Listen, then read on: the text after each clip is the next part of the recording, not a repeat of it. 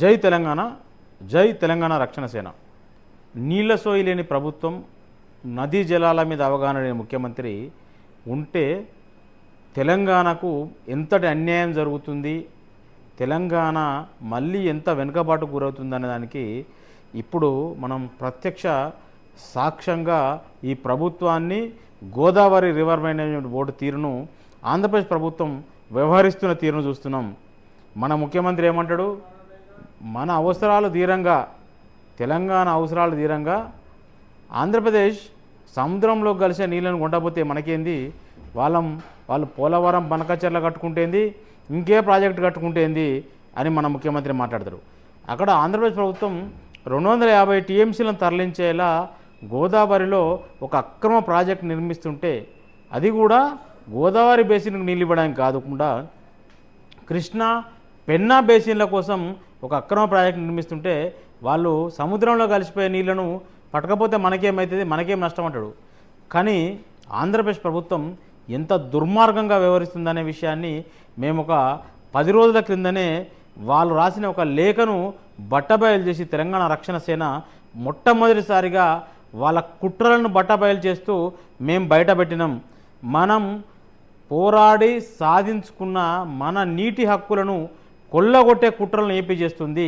ఉమ్మడి ఆంధ్రప్రదేశ్ నుంచి తెలంగాణ అనేక రకాలుగా ఇరిగేషన్ పరంగా వెనకబాటుకు గురైంది. కృష్ణాలో తీవ్రమైన జలదోపిడీ జరిగింది. గోదావరిలో కూడా అవే కుట్రలు జరుగుతున్నాయి.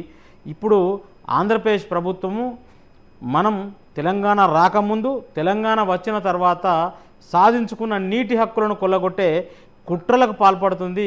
ఆ కుట్రలకు ఈ నెల 18వ తారీఖు నాడు జరగబోయే గోదావరి రివర్ మేనేజ్మెంట్ బోర్డు మీటింగును వేదికగా మలుచుకుంది. ఆంధ్రప్రదేశ్ ప్రభుత్వానికి కేంద్రంలో ఉన్న పలుకుబడిని ఉపయోగించుకొని తెలంగాణ నీటి హక్కులను దెబ్బతీయాలని చూస్తుంది. ఇక్కడ 273 టీఎంసీల నీటి హక్కుల మీద తెలంగాణను సవాల్ చేసి ఆ 273 టీఎంసీల నీళ్లను అక్రమంగా హక్కులు పొందేందుకు ఏపీ కుట్రలు చేస్తోంది. ఈ కుట్రల మీద తెలంగాణ ముఖ్యమంత్రి రేవంత్ రెడ్డి గారు ఇంతవరకు గొంతు విప్పకపోవడం చాలా దుర్మార్గమైన విషయం. ఆయన ఒక రివ్యూ నిర్వహించి గోదావరి నీళ్లను మరింత ఎఫిషియెంట్గా ఎత్తిపోసుకుంటామంటారు. ఇన్ని రోజులు ఏం చేసిండ్రు? ఎంతసేపు కాళేశ్వరం బారాజులలో ఏవో లోపాలు ఉన్నాయని చెప్పి మీరు ఏదో పుక్కిటి పురాణాలు చెప్పి తప్పించుకునే ప్రయత్నం చేసినారు. దేవాదులను ఎత్తిపోయమంటే దేవాదుల నీళ్ళు ఎత్తిపోయేసరిగా ఇప్పుడు దేవాదుల్లో పూర్తి స్థాయి పంపింగ్ స్టార్ట్ చేసినారు. ఏమంటుంది ఏపీ ప్రభుత్వము?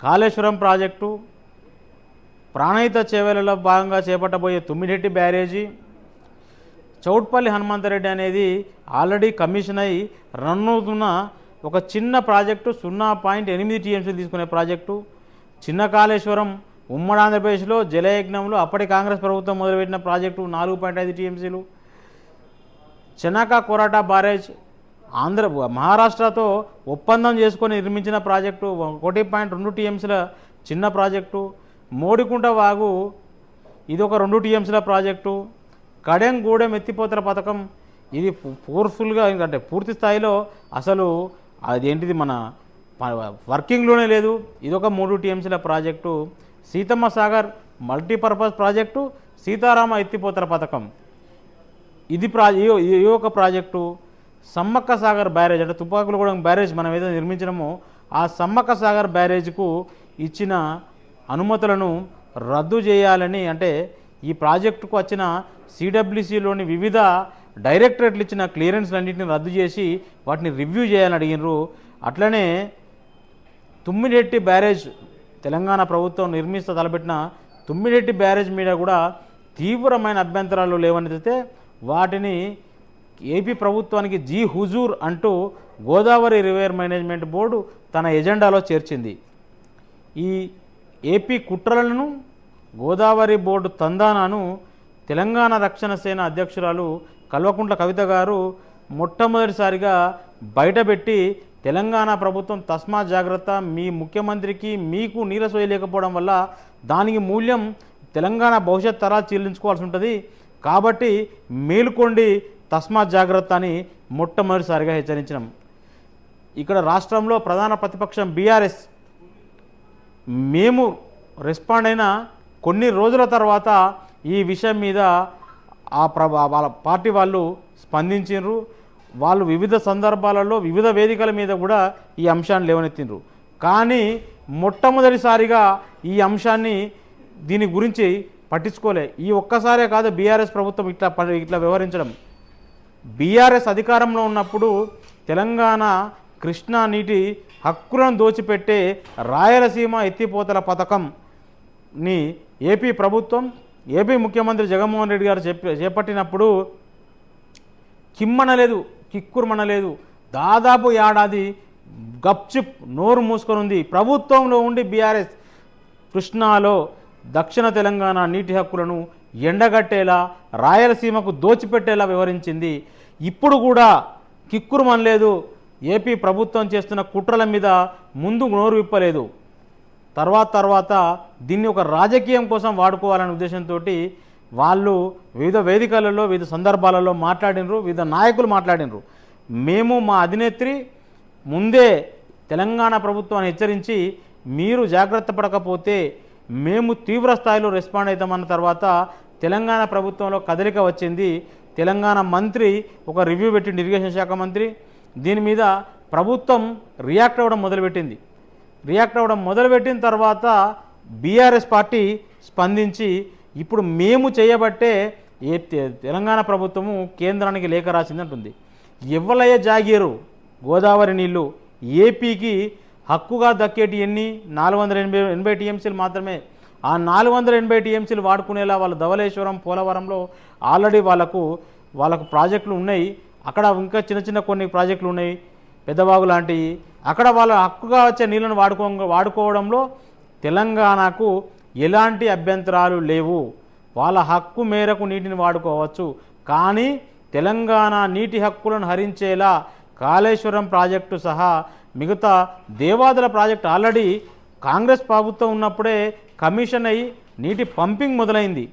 అయినా తెలంగాణ ప్రభుత్వము ఈ దేవాదుల మీద ఏపీ ప్రభుత్వ కుట్రలను తిప్పికొట్టే ప్రయత్నం చేయలేకపోయింది. మీ గురువు గారు ఇప్పుడు ముఖ్యమంత్రి చంద్రబాబు నాయుడు గారు తెలంగాణ ఉద్యమానికి జడిసి హెలికాప్టర్లో ఒక తాపి మేస్త్రిని పట్టుకపోయి దేవాదులకు శంకుస్థాపన చేస్తే జలయజ్ఞం మొదలయ్యేంత వరకు అక్కడ తట్టడి మట్టిదేలే.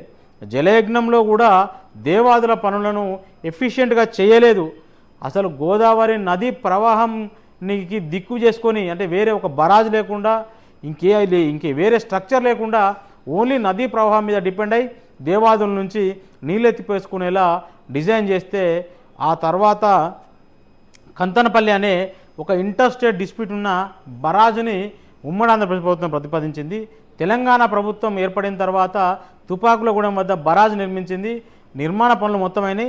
దానికి సంబంధించిన ముంపు ఛత్తీస్గఢ్లో ఉంది.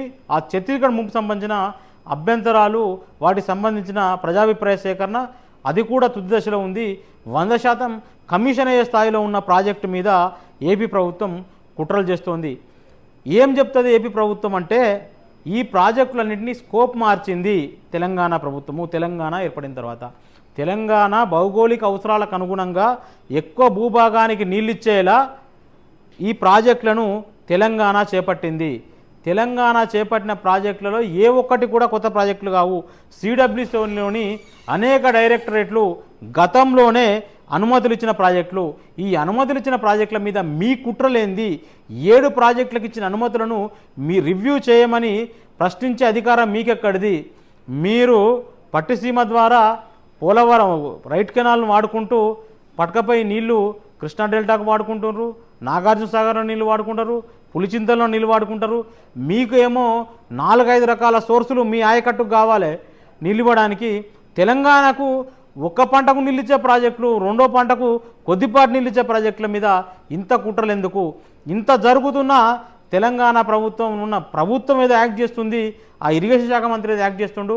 మొత్తం శరణ నీళ్ళు పోయి శరణకబడ్డాక అయినాక నిన్న ముఖ్యమంత్రి రివ్యూ చేసి గోదావరి నీళ్ళని ఎఫిషియెంట్గా ఎత్తిపోతామంటాడు.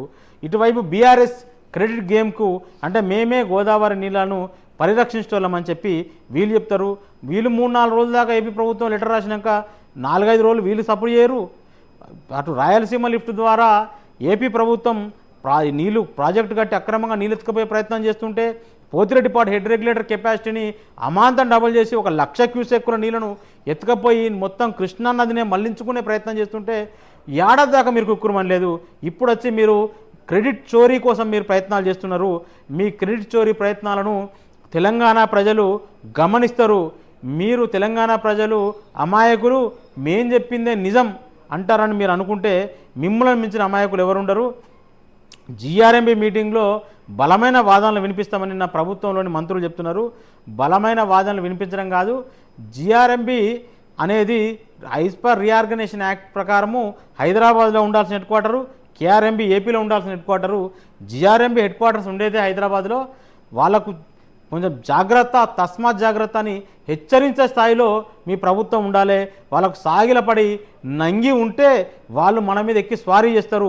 గోదావరి బోర్డుకు ఉన్న అధికారాలేంటి, సిడబ్ల్యూసీకి ఉన్న అధికారాలేంటి, ఒకసారి అనుమతులు ఇచ్చిన ప్రాజెక్టులను ఎట్లా రివ్యూ చేయమని తెలంగాణ ఏపీ ప్రభుత్వం కోరుతుంది.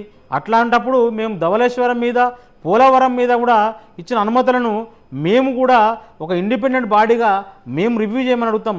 తెలంగాణ రక్షణ సేన పార్టీ కూడా మేము రివ్యూ చేయమని అడుగుతాం. ఇండిపెండెంట్ వ్యక్తులుగా తెలంగాణ ప్రజలు వేర్వేరు సమూహాలుగా కూడా రివ్యూ చేయమని జీఆర్ఎంబీకి లక్షలాది లేఖలతో వాళ్ళ మీద ఒత్తిడి పెంచుతాం. కేంద్ర ప్రభుత్వం మీద, సిడబ్ల్యూసీ మీద, కేంద్ర జలశక్తి శాఖ మంత్రిత్వ శాఖ మీద కూడా ఒత్తిడి పెంచుతామని మేము హెచ్చరిస్తున్నాం. ఇప్పుడు వాళ్ళు కట్టుకునేది అక్రమ ప్రాజెక్టు, ఆ అక్రమ ప్రాజెక్టు తానే అంటే తందాన అంటది.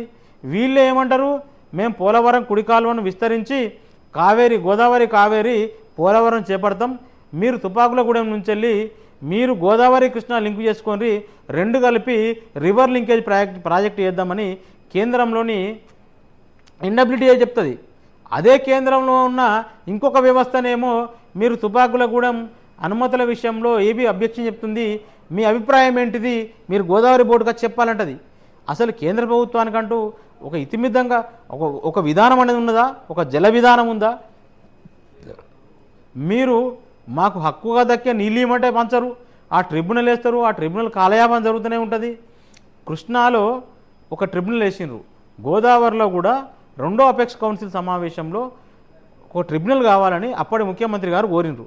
ఎందుకు అడిగినరు అంటే ఆయన అప్పుడు చెప్పింది ఏంటంటే గోదావరిలో నీటి వాటాలు ఎంత, ఏ రాష్ట్రానికి ఎంత హక్కుగా నీళ్ళు ఉన్నాయి, ఆ నీళ్ళ వాటాలు ఎంత అనేది తేలలేదు. కాబట్టి ఆ నీటి వాటాలు తేల్చడం కోసం ప్రాజెక్టుల వారీగా, ప్రాంతాల వారీగా, రాష్ట్రాల వారీగా నీటి హక్కులు తేల్చడం కోసం ట్రిబ్యునల్ ఏమని అడిగారు.